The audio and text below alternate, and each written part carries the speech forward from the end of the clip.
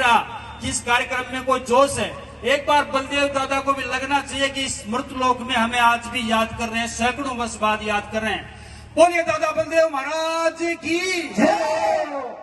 बहुत बढ़िया, शानदार और जानदार। मैं पहले कह देता हूं, आपको कोई भी भाषण देने के लिए यहाँ पे उपस्थित नहीं होता है।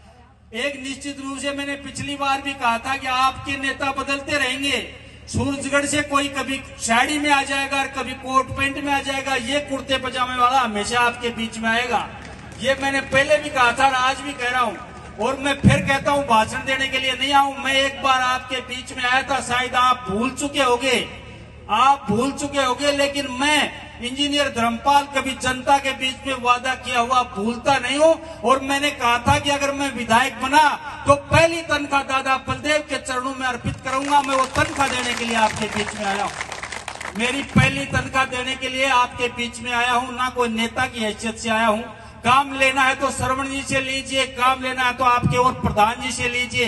हम तो जो हमारा बेटी और रोटी का रिश्ता है उसके लिए आपके बीच में आते हैं। कभी बैंड बाजा लेके आप हमारे आ जाते हो, कभी मौका लगता है तो बैंड बाजा लेके हम आपके आ जाते हैं। हम तो इस रिश्ते को मजबूत करने के लिए यहाँ पर आते हैं। और इस मेले की एक और अनोखी व्यवस्था है, या कोई भी गड़बड़ होती है तो हमेशा मैं मंच पे एक बात नोट करता हूं, अगर जनता में कोई हल्ला होता है और कोई गड़बड़ होती है तो पीछे से हमको लोग कहते हैं हरियाणा का लोग आ गए, ये कर रहे हैं, राजस्थान वाला कदे ही बदनाम कौन करे, हरियाणा वाला बदनाम करें हमेशा। इसलिए आप इस उपस्थिति को, दादा बलदेव जी की जो आपके आराध्य देव हैं, उनकी आप लोग आराधना करें। निश्चित रूप से देव शक्ति एक ऐसी असीम शक्ति होती है।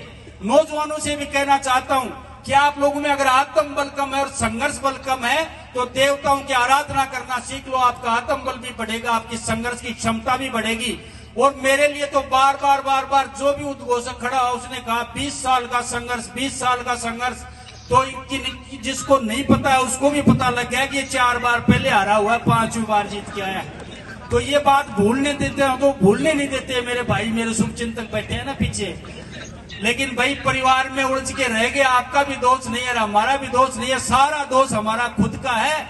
और मेरे तो खेतड़ी में ये भाई बाटी जी कह रहे थे कि शेर है फलाना है। भाई कोई शेर नहीं है, इस भाई के पीछे तो सारे शेर खेतड़ी के लगे हुए थे। फिर भी मैंने संघर्ष का रास्ता नहीं छोड़ा और अंत में विजय श्री प्राप्त की।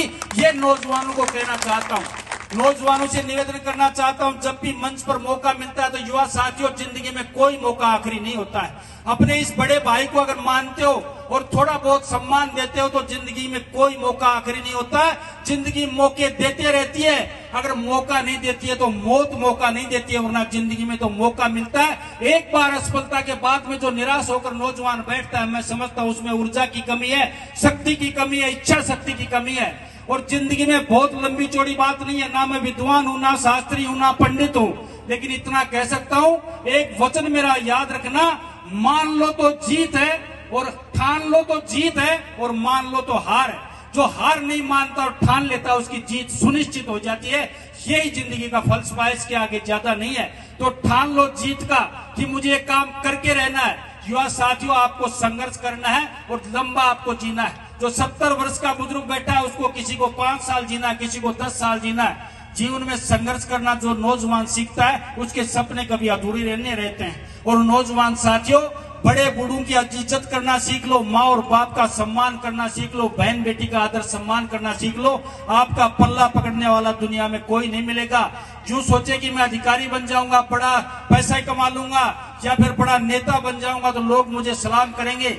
इस सनातनी भारत के अंदर उसी नौजवान को आदर और सम्मान से देखा जाता है गाँव में, जो बूढ़ों का सम्मान करता है, माँ बाप की सेवा करता है। इसलिए जो भी व्यक्ति मेरी बात सुन रहे हैं, मैं कहता हूं नेताओं की बात पे लोग गौर नहीं करते। मैं राजनीति की बात बहुत कम करता हूं। मैं सोचता हूं जिस मंच पे मैं जाऊं और 100 लोग मेरी बात सुने, 100 नौजवान मेरी बात सुने, अगर 10 नौजवान भी उस पर अमल कर ले तो मैं समझता हूं मेरा राजनीति करना साकार है, वरना बेकार है। ये मैं आपको निवेदन करने आया हूं। पुनः एक बार दादा बलदेव की इस पवित्र भूमि को नमन करते हुए पूरे उपखंड खेतड़ी की तरफ से, पूरी जनता की तरफ से पुनः आपको बहुत